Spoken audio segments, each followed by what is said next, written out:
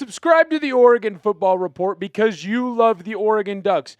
You want to be kept up to date with the latest news and rumors on the Oregon football team, all the way from winter workouts to spring ball practices, summer workouts, getting right into the 2026 college football season. You want to know what's going on with all the high school recruiting news? We've got you. And of course, we always want to hear from you, so make sure that you get down below in the comments section and you comment on the videos that we are doing. We will respond to you. We always love to hear your takes. The Oregon Football Report isn't about me, Will Ortner. It's about you, the viewer, you, the fan of the Oregon Ducks. So make sure that you come on in, hit that subscribe button so that way you don't miss anything going on with the Ducks, and you can get your questions answered by an Oregon football expert. Now, let's get into the video.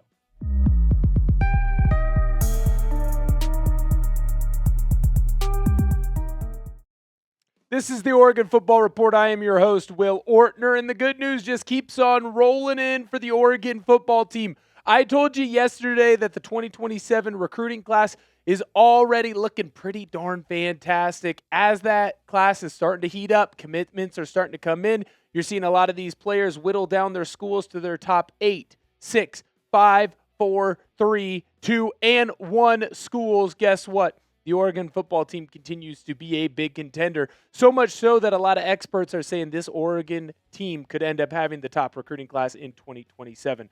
On today's show, we're going to be talking about a couple of different players that are still in high school that are really starting to lean heavily towards the team down in Eugene.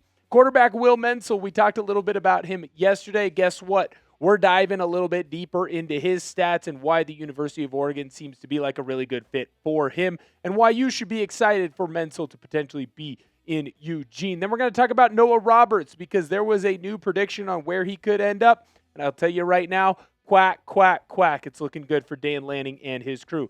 Last player that I want to talk about is an interior offensive lineman. And look, I know that that is a position group that doesn't really jump off the page.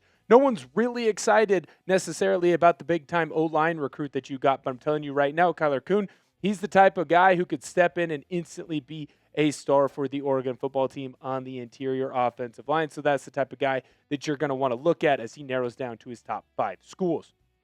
We're going to first look at Mensel, and right now I do expect him to be the type of player that rises in the rankings. Why do I expect Mensel to rise in the rankings? Because you can just see as he goes out and performs more and more, he gets better and better and better. He's the type of player that because of his dual athlete ability, he's not just a throwing threat, he's also a rushing threat. He is going to be a future star in college football. Last year in his junior season, Mensel in Arizona, a very strong high school football landscape down in Chandler, Arizona, had over 3,800 yards, 33 passing touchdowns, only 5 interceptions, so we know he's smart with the football, and he used his legs on the ground, getting a ton of yards gained there. He also had a bunch more touchdowns as well when he was running the football. So this is the type of kid that fits into the Oregon system. Think about it. Every quarterback that's come in the Dan Lanning era has been able to, at the very least, scramble around a little bit. So he's the type of kid that could come in and be a star in Oregon. Now, it's going to take him some time to kind of grow into that role, but I'll tell you right now, if the Ducks want to go out and get him, I'd be very dang excited. When you look at the quarterbacks on the roster currently, Dante Moore, obviously he's going to be QB1. He returned for a reason, and he's going to be trying to lead this team to a national title and potentially even lead the Oregon football team to heights that they have never been before. That, of course, being that national title. Dylan Raiola is my prediction right now to be the backup quarterback. Makes a whole lot of sense. He was a really good quarterback over at Nebraska. Producer Searle right now is crying crocodile tears because, well, as a Nebraska fan, he is a little bit upset with the Raiolas. I will say this when talking about Raiola. Expect him to potentially not get a ton of reps and expect Brock Thomas to actually get a ton of reps, kind of like he did this year, because for Raiola, he's still coming off that severe injury with a broken leg. Maybe the Ducks want to give him some rest. Maybe the Ducks want to allow him some space, some time to rest, recover, and become the top QB that he believes he can be and show and continue to grow on the flashes that he had over at Nebraska. And then, of course, Achilles Smith Jr. is obviously in that 4th spot. Now, to me, if he ends up being just like how his dad was for the Oregon Ducks, watch the heck out. Akili Smith Jr. is someone that I do think could be a big-time performer for the Ducks. Now, it's interesting to say this. In the Dan Lanning era, there has not been a homegrown quarterback, right? Every quarterback that has ended up coming in for the Ducks, Bo Nix, he was a transfer. Dylan Gabriel was a transfer. Dante Moore was a transfer. And then whoever will be the next QB, unless it is Thomas or Akili Smith Jr., it would be another transfer. So if it's Raiola, transfer QB. Will that affect how the high school recruits and high school quarterbacks view this Oregon football team? Only time will tell. Are the Ducks starting to become quarterback you? Obviously, Marcus Mariota won a Heisman, had a lot of success over here, but Justin Herbert, he's in the National Football League balling out right now. Fantastic player. When you look at Bo Nix, if he doesn't end up breaking his ankle and having that injury, he would have led the Denver Broncos, in my personal opinion, to a Super Bowl.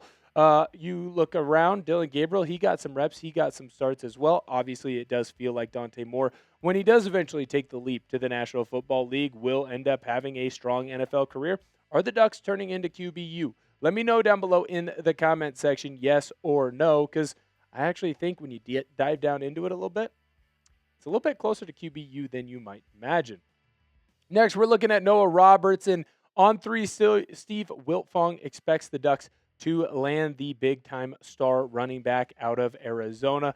He's another player that can jump right in to this Oregon football team because the Ducks have done a great job of recruiting younger high school players and really putting them on to this team and playing them very quickly. You see that with De'Aaron Hill and Jordan Davison this past year, and there's rumors that Tredarian Ball could have the same type of effect this upcoming season with the Oregon Ducks. When you look at Roberts and his bio right now nationally, he is ranked in the 105th spot. This, of course, according to 24/7. When it comes to his position, he is the 6th ranked running back in all of this high school recruiting class. And when it comes to the state of Arizona, he is the number 1 player, not just running back, the number 1 player. He would be a fantastic addition into this running back lineup and this running back room. And the Oregon Ducks have showed in the Dan Lanning era that they are not afraid to play young stars. Just look at that running back room right now. Jordan Davis and De'Aaron Hill, both of them were freshmen last year. Now, Simeon Price, he is a transfer from Colorado. Obviously an older cat, but he's a guy that can step in and play right away. Dwan Riggs as well. Again, another younger player. And Tredarian Ball, there are links already to him playing with this crew. That's how good he was in high school. That's how highly they think of him at Oregon. So you're looking at a team that is not afraid to play younger players. Well, if Noah Roberts, a 4-star, decides to end up coming to the University of Oregon, it definitely feels like he could be someone who's plugged in early to this offense.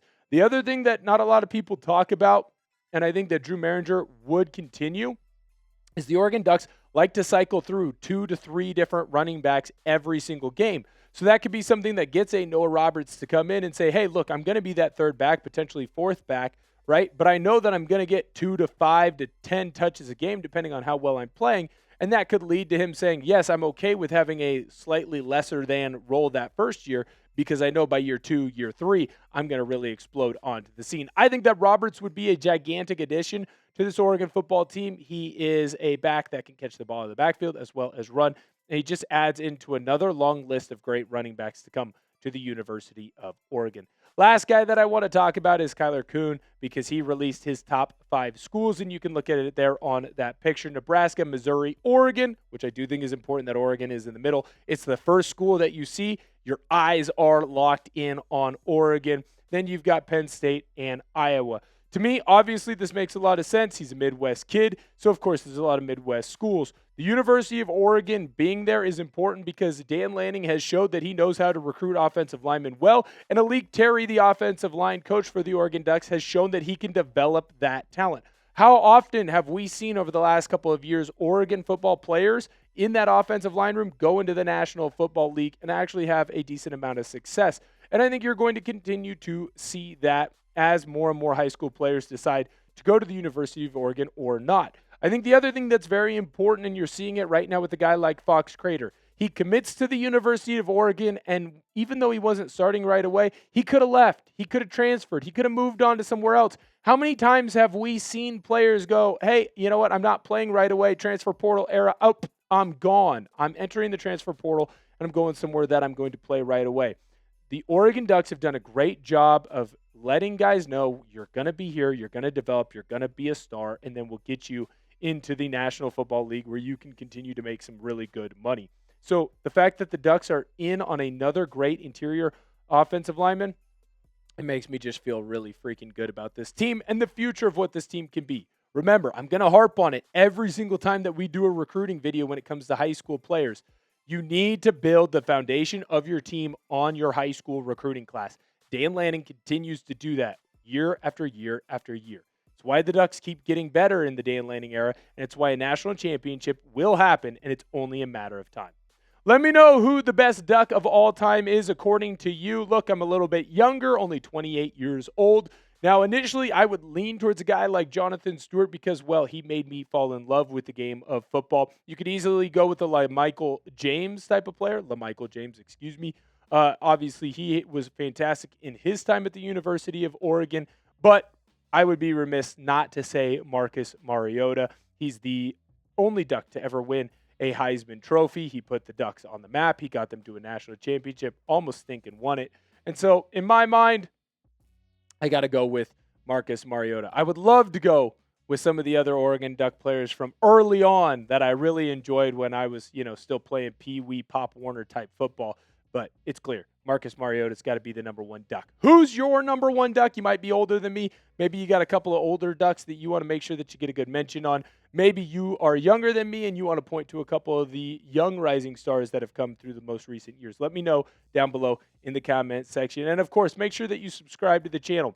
The bigger that we can get this channel during the offseason, the more fun things that we will be able to do during the 2026 season. You want to have more watch parties? We got to be a bigger channel. You want to be able to have videos every single day? That's what I want to do here on the channel. But to be able to do that, we have to convince the bosses here at Chat Sports. And to be able to convince the bosses here at Chat Sports that we need to do more Oregon football videos, we have to be a bigger channel. So make sure that you hit that subscribe button. If you have a friend that loves the Oregon Ducks, you make them hit that subscribe button too. Thank you guys so much for viewing today's video, and Sko Ducks!